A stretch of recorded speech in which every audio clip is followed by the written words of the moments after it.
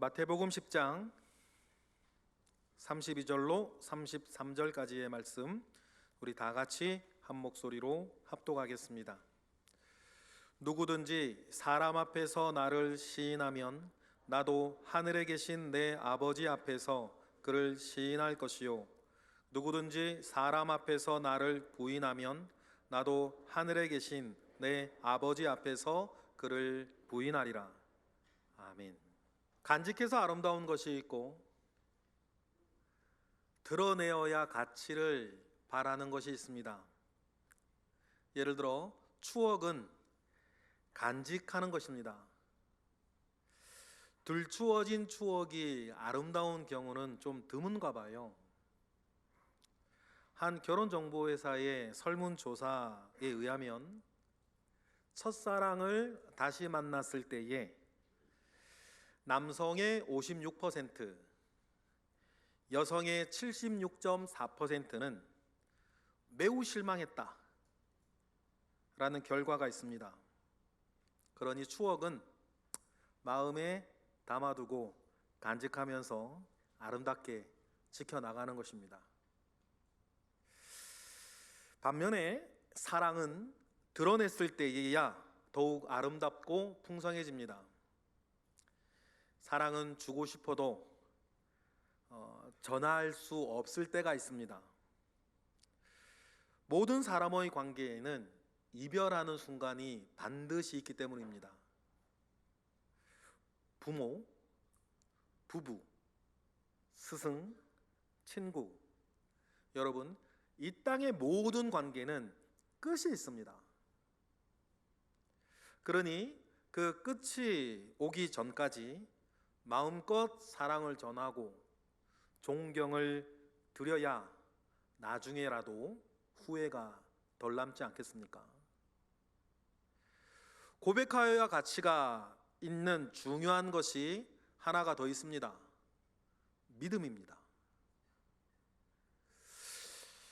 믿음 역시 간직하는 것이 아니라 고백하는 것입니다. 그래야 믿음이 능력이 되고 가치를 드러냅니다. 간직하지만 고백하지 못하고 있는 믿음이 있다면 너무 어린 믿음이거나 가짜 믿음이거나 죽은 믿음일 것입니다.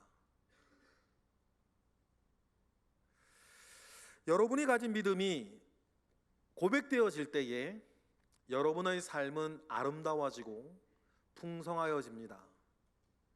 우리의 아버지 되신 하나님은 저와 여러분의 삶이 더 아름답기를 원하세요. 그리고 그 일을 위해서 믿음을 주셨습니다. 그러면 우리의 일은 뭡니까? 믿음을 담아두는 게 아니라 고백하는 것입니다. 그렇다면 믿음은 어떻게 고백하는 것인가? 오늘은 이 일에 대해서 잠깐 말씀을 나누고자 합니다. 먼저 하나님께서 사람을 다루어 가시는 하나님의 정형화된 패턴이 있습니다. 먼저 그 사람을 다시 태어나게 하십니다. 그래서 올바른 관계를 맺으세요. 그리고 다시 태어나 하나님께 속하게 된 사람들에게 두 개의 기둥을 세워주세요. 하나는 예배이고 하나는 율법입니다. 삶의 원칙이에요. 그래서 삶과 예배, 예배와 삶은 하나님께 속한 사람들에게 자기가 누구인지를 알게 하고 어떻게 살게 하기를 결정하는 중요한 두 개의 축입니다. 요즘 우리가 묵상하고 있는 레위기의 흐름들을 살펴봐도 정형화된 이 하나님의 패턴은 그대로 드러나요. 죄와 사망의 땅, 사망의 노예로 살고 있는 이스라엘 백성들을 불러내셔서 구원해 주십니다. 그리고 그들을 시내산으로 끌고 가시고는 그곳에서 하나님과 이스라엘은 새로운 관계를 맺어요. 이스라엘 전체가 다시 태어나는 민족적 거듭남의 순간이 시내산 앞에서 일어나죠. 그리고는 그들에게 하나님은 이제 나 하나님과 너희 이스라엘은 새로운 관계가 되었다 다시 선포해 주십니다.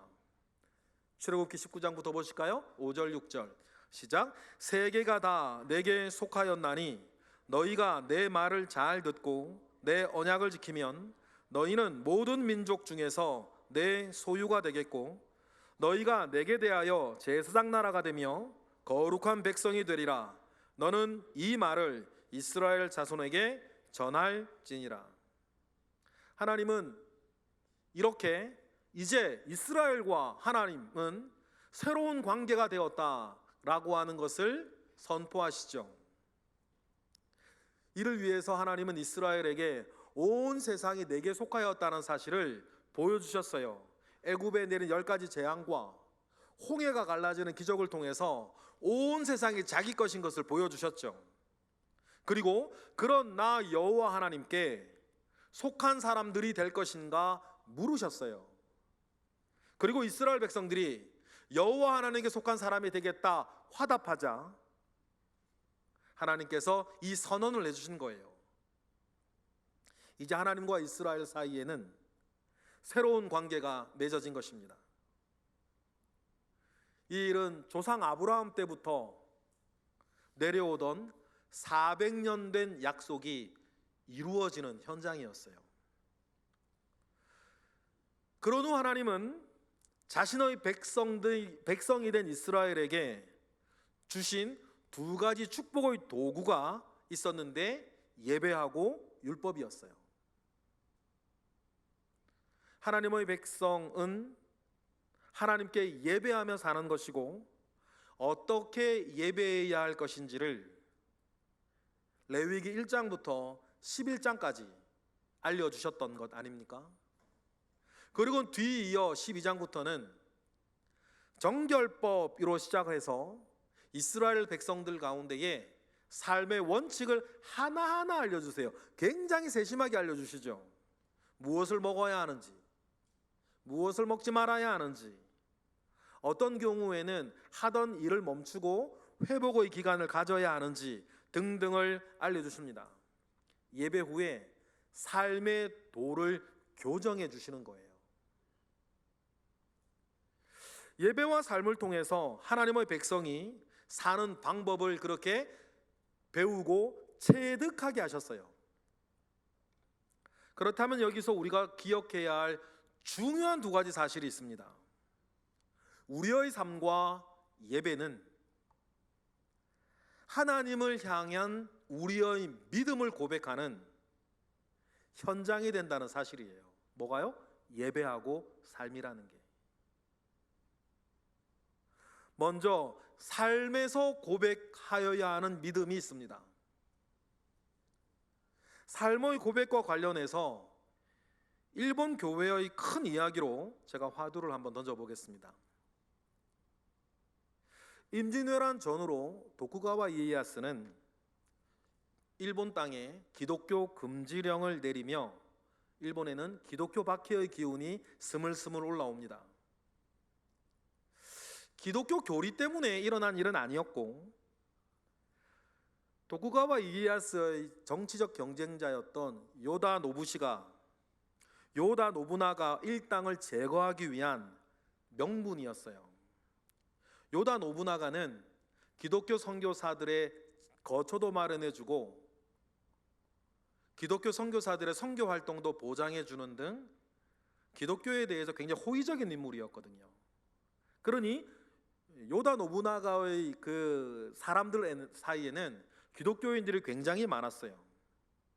그러니 기독교를 금지하는 것을 빌미로 요다 노부나가의 세력들을 제거해 나가겠다는 것이 도쿠가와 이에야스의 목적이었죠. 그러다가 도쿠가와 이에야스의 아들 도쿠가와 히다타다가 왕이 되자 기독교 탄압은 극심해집니다. 고닌구미라고 하는 5인조 색출조를 운행하며 기독교인들을 찾아 나서기 시작하죠. 그래도 잘 되어지지 않자 이른바 후미에 제도라는 걸 도입해요. 후미에란 예수의 동판을 땅바닥에 깔아놓고 밟고 지나가는 사람은 살려주고 그 앞에서 멈칫하거나 비켜서거나 뛰어노는 사람은 그 자리에서 목을 베어 죽이는 거예요.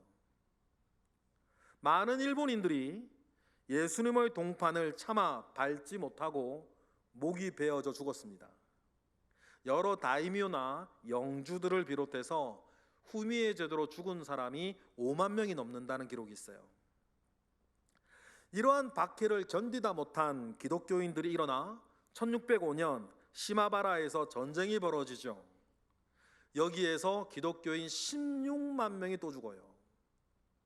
이 시마바라 전쟁 이후로 일본 땅에서 기독교인들은 땅속으로 숨어버리죠. 이러한 역사를 배경으로 한 유명한 소설이 엔도 슈샤쿠의 침묵이라는 소설이에요. 침묵은 고문과 학살을 서슴지 않는 무자비한 기독교 탄압 시대였던 17세기 초 기도 일본을 배경으로 합니다. 이러한 박해의 시대에 일본 선교사이자 명망 높은 페레이라 신부가 배교했다는 소식이 교황청에 전해져요. 페레이라를 자신의 스승으로 여겼던 세바스티안 로드리게스는 페레이라를 만나기 위해 일본 땅을 찾아옵니다. 하지만 일본인 동역자 키치지로의 배신으로 로드리게스 신부 역시 투옥이 되고 혹독한 고문을 받습니다. 그에게도 예수의 동판만 밟고 지나가면 살려주겠다는 강요가 들어와요. 하지만 로드리게스는 순교를 각오합니다. 그러자 포르투갈 신부 하나를 배교시켜서 선전용으로 사용하려고 하는 당시 정권이 무자비한 일을 로드리게스에게 경험하게 하죠. 로드리게스가 배교할 때까지 다른 기독교 신자를 한 명씩 죽이는 거예요. 눈앞에서. 이 참혹한 일로 로드리게스의 믿음도 흔들려요. 이때 로드리게스가 고난 중에 기도합니다. 그 책의 내용 그대로를 읽어드릴게요. 당신은 왜 모든 것을 그냥 내버려 두셨습니까? 우리들이 당신을 위해 만든 마을까지도 당신은 왜 불타도록 내버려 두셨습니까? 사람들이 내쫓길 때에도 당신은 그들에게 용기를 주시지 않고 이 어둠처럼 왜 그저 침묵만 지키고 계셨습니까? 시련에도 견딜 수 있는 한계가 있습니다. 그 이상의 고통은 더는 내려주시지 마십시오. 그래서 책의 제목도 침묵, 주님의 침묵이라는 제목으로 붙여진 것 같습니다. 로드리게스가 이 기도를 할 때에 한 사람이 그에게 다가오죠. 배교자 페레이라 신부였어요. 엔도 슈샤쿠의 소설 침묵은 신앙을 지키고 고백한다는 것이 무엇인지 생각하게 하는 걸작이죠. 때로는 죽는 것으로, 때로는 사는 것으로 기독교의 진리를 증명해가는 일본 그리스도인들의 모습을 감동적으로 그리는 책이에요. 종교적 진리를 위해서 죽는 사람들을 순교자라고 합니다. 한편 종교적 진리를 위해서 죽음 같은 삶이라도 살아나가는 사람을 증성자라고 해요. 스테반 집사가 순교자라면 사도 요한은 증성자죠. 순교자나 증성자나 복음이 우리에게 전해지는 그 일을 위해서 정말 귀하게 쓰임 받은 중요한 사람들이에요. 기독교 역사에는 순교 이야기가 참 많이 나옵니다. 그런데 가끔 생각해 봐요. 죽음을 불사하고 진리를 지켜야 했을까? 예를 들어 막부 시대 일본의 후미에 제도를 생각해 봅니다. 길거리에 예수의 동판이 놓여 있습니다. 예수님도 아니고 그냥 동판일 뿐인데 밟고 지나가도 되는 거 아닙니까? 밟고 지나간다고 내가 믿음을 버리는 것인가? 밟고 지나가서도 신앙생활은 신앙생활대로 하면 되지 않는가? 그것이 배교한 것이 아니지 않은가 생각을 한번 해봐요. 하지만 그것은 인간적인 생각일 뿐 성경은 그렇게 말하지 않습니다. 성경은 믿음이라는 것이 홀로 간직하는 것이 아니라 사람들 앞에서 시인하는 것이다 라고 말하기 때문이에요. 오늘 여러분들 읽은 본문이 딱 그 말씀입니다. 다시 한번 읽어볼까요? 마태복음 10장 32, 33절 시작. 누구든지 사람 앞에서 나를 시인하면 나도 하늘에 계신 내 아버지 앞에서 그를 시인할 것이요 누구든지 사람 앞에서 나를 부인하면 나도 하늘에 계신 내 아버지 앞에서 그를 부인하리라. 사람의 얄팍한 생각과는 달리 성경은 사람들 앞에서 나의 믿음을 고백하고 예수를 시인하는 것을 매우 중요하게 생각하고 가르쳐요. 그것으로 예수님은 하나님 앞에서 이 사람은 나의 사람이라고 인정할 것이다 라고 말을 합니다. 아니면 또 아니라고 할 것이라 그래요. 하나님 앞에서 예수 그리스도의 사람이라 인정받는 것은 여러분 결정적인 순간이에요. 이것이 무엇을 의미하는지 로마서는 더욱 분명하게 우리에게 가르치고 있습니다. 로마서 10장 9절 10절 다 같이 시작. 내가 만일 내 입으로 예수를 주로 시인하며 또 하나님께서 그를 죽은 자 가운데서 살리신 것을 내 마음에 믿으면 구원을 받으리라. 사람이 마음으로 믿어 의에 이르고 입으로 시인하여 구원에 이르느니라. 할렐루야. 구원이 시인하는 믿음에 있다고 말을 해요.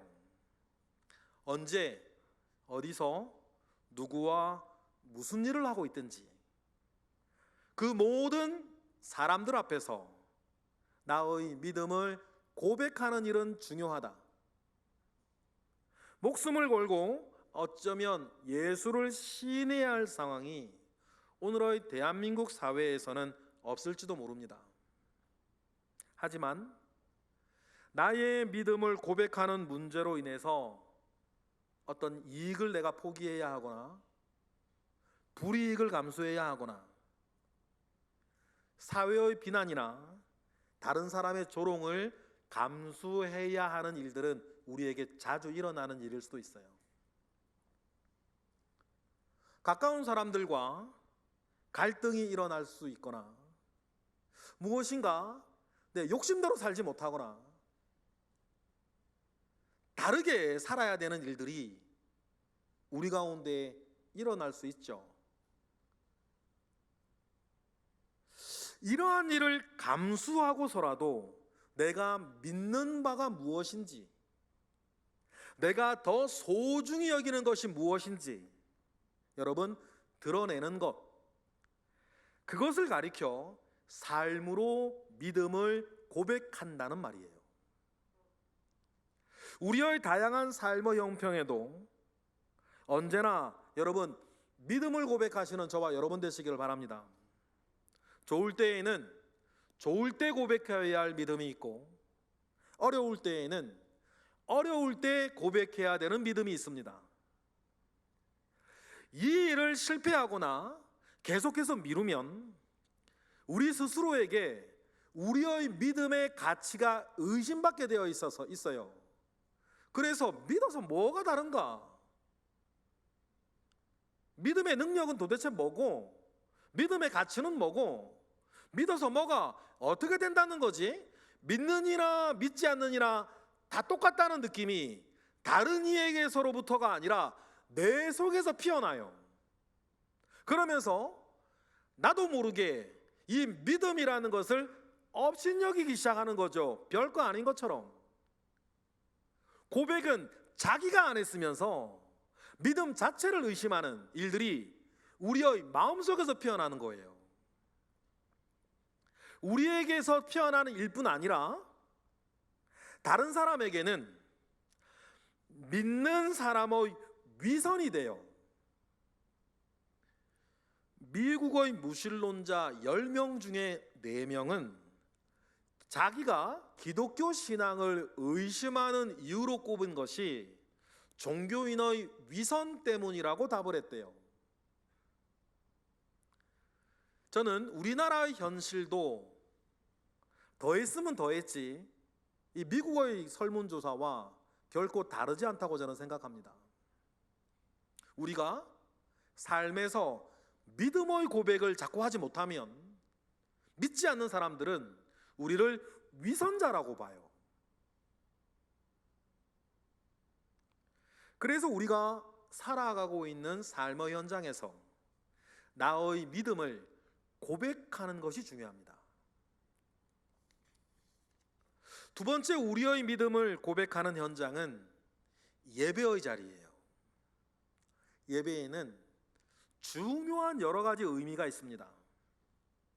근데 그 중에 중요한 의미 하나가 뭐냐면 여러 성도들과 더불어 내가 그리스도인이고 하나님의 사람이고 하나님을 기뻐하는 사람이라는 것을 여러분 고백하는 시간이 바로 이 시간이에요. 지금 여러분은 예배의 자리에 앉아 있습니다.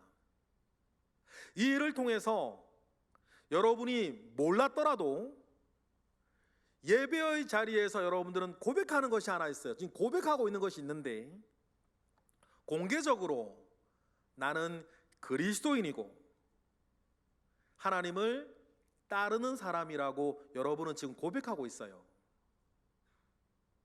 지금 다른 성도들에게 이 자리에 앉아 있는 것 자체가 그것을 고백하는 일이고 여러분들이 교회를 와서 오는 것과 교회를 와서 예배하는 것을 옆에서 지켜보았던 모든 다른 사람들에게도 여러분은 지금 고백하고 계시는 거예요. 그리고 주님의 교회 앞에서 이 자리에 지금 앉아서 나는 하나님의 사람이요, 나는 그리스도인이요, 예배자라는 사실을 지금 이 자리에 앉아서 여러분은 고백하고 있는 것 여러분 믿으십니까? 사실이거든요. 교회의 역사에서는 시대를 막론하고 어려울 때에 자신의 믿음을 고백하는 가장 중요한 일은 자기의 예배를 지키는 일이었습니다. 지금도 공산 치하의 많은 그리스도인들이 그들의 믿음을 예배를 드리는 것으로 지킵니다.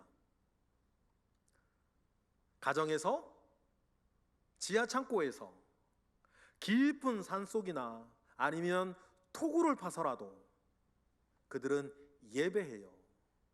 불과 10수 킬로미터 위에 있는 북한 땅에서만도 지금 28만 명의 사람들이 그렇게 자기의 예배를 지켜가고 있는 것 아닙니까? 이에 대해서 아주 중요한 말씀을 우리 주님은 수가성 여인과의 대화에서 우리에게 해주셨어요. 주님이 수가성 여인의 아픈 가슴을 풀어주시자 수가성 여인은 자기 가슴에 품고 있던 신앙의 모순, 좀 더 정확하게는 신앙인의 모순에 대해서 질문을 합니다. 이런 질문이었어요. 하나님은 한 분이신데 우리 조상과 유대인들은 왜 서로 다른 곳에서 예배하고 있습니까? 요한복음 4장 19절부터 보실까요? 시작. 여자가 이르되 주여 내가 보니 선지자로소이다. 우리 조상들은 이 산에서 예배하였는데 당신들의 말은 예배할 곳이 예루살렘에 있다 하더이다. 어쩌면 수가성 여인의 도덕적인 타락은 그녀의 중심을 잡아주어야 할 신앙의 회의나 의심이 찾아왔기 때문이었는지도 모릅니다. 신앙의 문제 때문에, 예배하는 곳의 문제 때문에 사마리아인과 유대인들은 다 같이 하나님의 사람들이지만 서로 죽고 죽이며 싸웠거든요. 예수님이 오시기 100년 전만 하더라도 사마리아 사람들이 사마리아에 성전을 짓고 하나님을 향한 예배의 처소로 삼겠다고 건축을 하고 있었어요. 이것을 문제로 삼은 유대인들이 전쟁을 벌였고 수많은 사마리아인들이 그때 죽고 사마리아 성전은 무너졌습니다. 이런 일들이 반복되다 보니 사마리아인들과 유대인들은 서로 원수처럼 지냈죠. 핵심은 예배 장소의 문제였어요.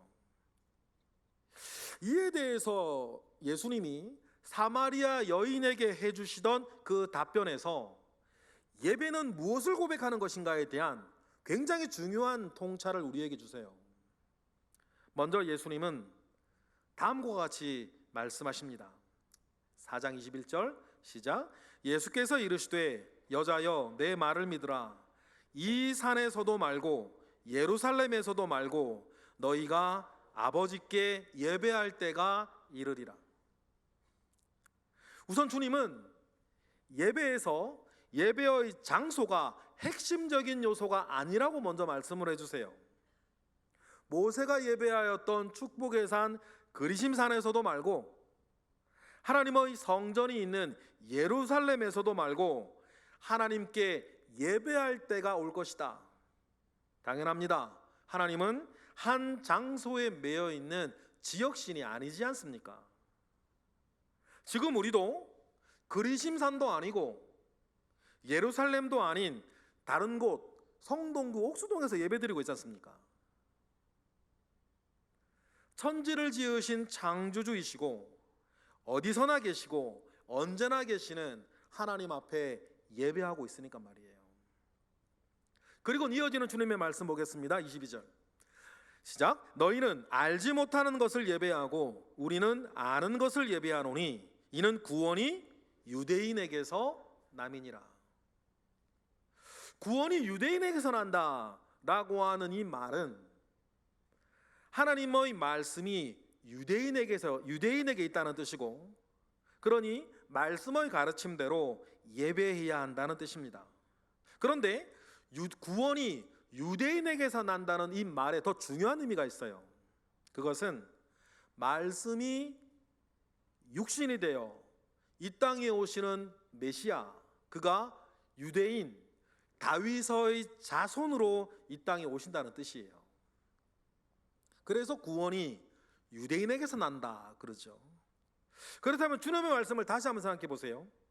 예배할 때에 이 산에서도 말고 예루살렘에서도 말고 구세주 예수 그리스도 성육신하신 말씀인 예수의 이름으로 하나님께 참 예배를 드릴 때가 왔다는 뜻이에요. 그러니 수가성 여인에게 하시는 말씀이니까 교회나 다른 신앙인의 모습을 보고 어떤 실망을 얻거나 상처를 받았다고 해서, 아니면 본인의 문제로 나의 믿음마저도 의심되는 상황이라 할지라도 하나님의 사람은 어떻게 하는 것이다? 예배하는 것이다. 예배의 자리를 지키는 것이다. 그것이 하나님 앞에 중요한 믿음의 고백이 되는 것이다. 주님은 그 말씀을 지금 하고 계시는 거예요. 여러분, 우리는 우리의 종교심이나 나의 기분이나 나의 형편이나 나의 도덕심에 기초해서 예배하는 것이 아닙니다. 그런 것에 의해 여러분의 예배가 영향을 받으시면 안 돼요. 우리 조상들이 새벽녘에 정한수, 정화수 떠놓고 빌던 것처럼 우리의 정성이나 우리의 공로에 기대서 우리가 지금 예배하는 것이 아니지 않습니까? 우리의 예배는 그리스도요 살아계신 하나님의 아들 예수의 이름으로 그의 보혈을 의지해서 하나님 앞에 지금 우리는 나아가고 있는 중입니다. 그리고 하나님 앞에 나와 지금 여러분들은 제 얘기를 듣는 게 아니라 하나님의 말씀을 듣고 계신 거 아닙니까? 예수 그리스도의 보혈을 담력으로 이전에 지금 나와서 제 얘기를 듣고 계신 게 아니라 하나님의 말씀을 듣고 계시는 거예요. 여러분, 그러면 나뿐이 아니라 다른 성도들도 마찬가지예요. 만약에 다른 교회나 아니면 다른 성도가 그들의 삶에서 믿음을 온전하게 고백하지 못하고 실패하고 있는 것, 그것과는 다른 차원의 믿음의 고백을 우리는 지켜나가야 한다. 뭐를 통해서? 예배를 통해서. 그러니 여러분, 우리의 예배는 다른 사람의 잘잘못에 기인하는 것이 아니고, 유대인이 어떻고 사마리아인이 어떻고 어떤 집사가 어떻고 어떤 권사가 어떻고 장로가 어떻고 어떤 교회가 이렇고 저렇고, 여러분, 그러한 일에 영향을 받아 오늘의 예배를 끊고 잊고를 결정해서는 안 된다. 우리의 예배는 예수 그리스도 이름으로 나아가는 것이니까. 여러분, 그 예배 안에서 일어나야 되는 믿음의 고백이 있다는 사실을 명심하시기를 원해요. 그리고 이 자리에 있는 우리 모두 중에 누구 한 사람이라도 내가 잘나서 그동안 신앙생활 해오고 교회생활 해온 것은 아니다. 만약에 이 중에 그런 생각을 조금이라도 가지고 있는 분이 한 사람이라도 있다면, 그분이 아무리 오랫동안 아무리 모범적으로 교회 생활을 해왔다 하더라도 그는 아직 은혜도 모르고 복음도 모르는 철부지일 뿐이에요. 영적으로는. 그러면 나만 그렇냐? 옆 사람 다 그렇다. 그러니 사마리아인 핑계대고 예배 멈추지 말고 유대인 핑계대며 예배 멈추지 마라, 그 얘기를 하는 거예요. 주님은.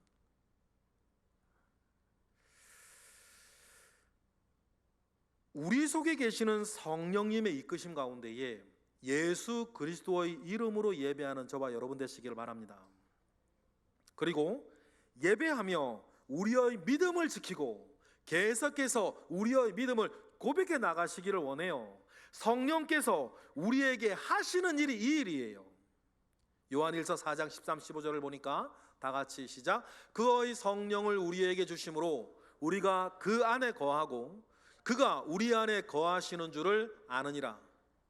아버지가 아들을 세상의 구주로 보내신 것을 우리가 보았고 또 증언하노니, 누구든지 예수를 하나님의 아들이라 시인하면 하나님이 그의 안에 거하시고 그도 하나님 안에 거하시면서 성령께서 우리 속에 거하셔서 우리가 온전한 예배자로 살게 하시고 예배를 통해 계속해서 믿음을 고백하시도록 우리를 이끌어 주신다. 누가?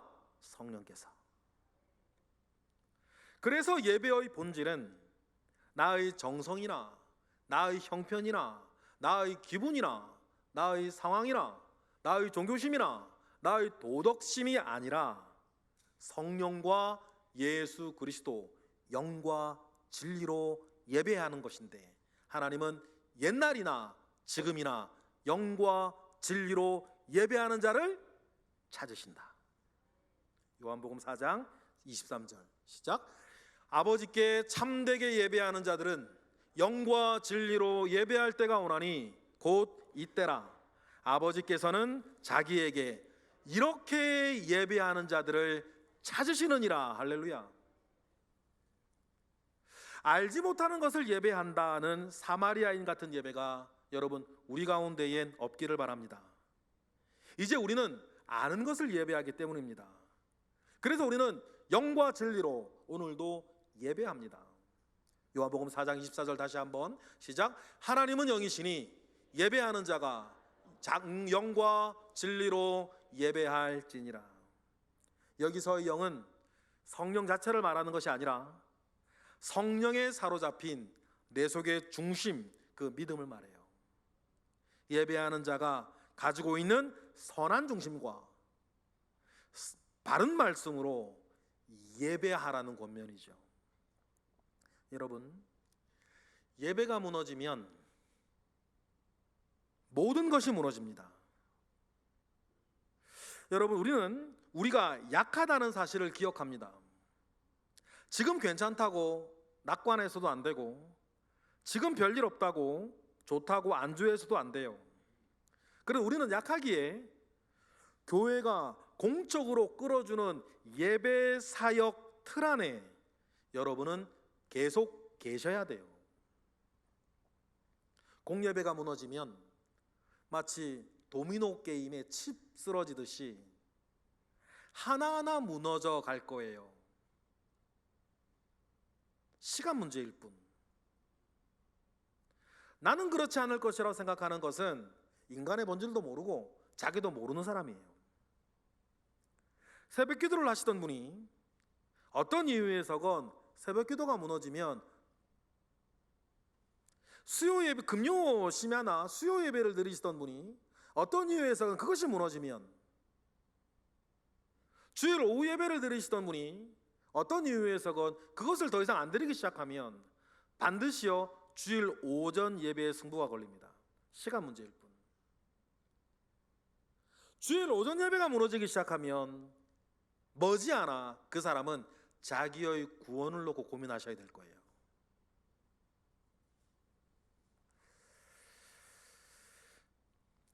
예배를 통해서 나의 믿음을 고백하고 내가 하나님의 사람인 것을 여러분 계속해서 시인해 가시기를 바랍니다. 그리하면 오늘 본문의 말씀처럼 예수님은 우리가 하나님의 사람인 것을 하나님 앞에서 시인해 주시고, 그러면 하나님은 여러분을 받아주실 거예요. 다시 한번 여러분, 믿음은 간직하는 것이 아니라 고백하는 것이다. 우리는 나의 삶으로 우리의 가진 믿음을 고백합니다. 무슨 일을 선택하고 결정할 때에 믿음을 고백해요. 참고 견디고 충성하면서 의로운 결정으로 내 믿음을 고백합니다. 이 일이 여러분에게 계속해서 있기를 바랍니다. 우리는 예배의 연장에서 다른 성도들과 함께 하나님을 찬양하고 기도하고 말씀을 경청합니다. 이 일은 나의 믿음을 예배를 통해서 고백하는 일입니다. 이 일로 우리는 믿음의 증성자의 삶을 이어갈 것입니다. 그리고 그러한 우리의 삶이 완성될 때에 여러분은 주님을 볼 거예요. 우리가 주님을 만나면 삶으로 고백하고 예배로 믿음을 고백하였던 여러분들을 주님은 기억해 주실 거예요. 만약에 큰 어려움을 딛고서 고백한 믿음이었다면 여러분, 주님은 그것으로 인해서 여러분을 더욱 반갑게 맞아주실 거예요. 그리고 안아주실 것입니다. 끝으로 여러분은 지금 어디에서 믿음을 고백하셔야 합니까? 지금 어떻게 살고 계시죠? 지금 여러분은 누구 앞에서 여러분의 믿음을 고백하셔야 합니까? 지금 여러분은 무엇으로 여러분의 믿음을 고백하셔야 되죠? 당부하고 부탁하고 축복하기를, 그 일에서 믿음으로 승리하시기를 바랍니다. 살아계신 하나님께서 여러분의 믿음의 고백을 기억하시고 여러분을 이끄실 것입니다. 기도하겠습니다. 할렐루야. 하나님, 감사와 영광을 올려드립니다. 우리의 삶이 이어지고 있고 우리는 예배하고 있습니다. 그 모든 자리에서 우리가 하나님의 사람이라는 사실을 고백하게 하시고 온전한 믿음의 고백을 하게 하셔서 고백하는 믿음 가운데에 능력을 얻게 하시고 열매를 맺게 하시는 하나님의 선하신 일을 이 자리의 모든 예배자들이 보게 하옵소서, 만나게 하옵소서, 누리게 하옵소서. 예수 그리스도의 이름으로 기도드렸나이다. 아멘.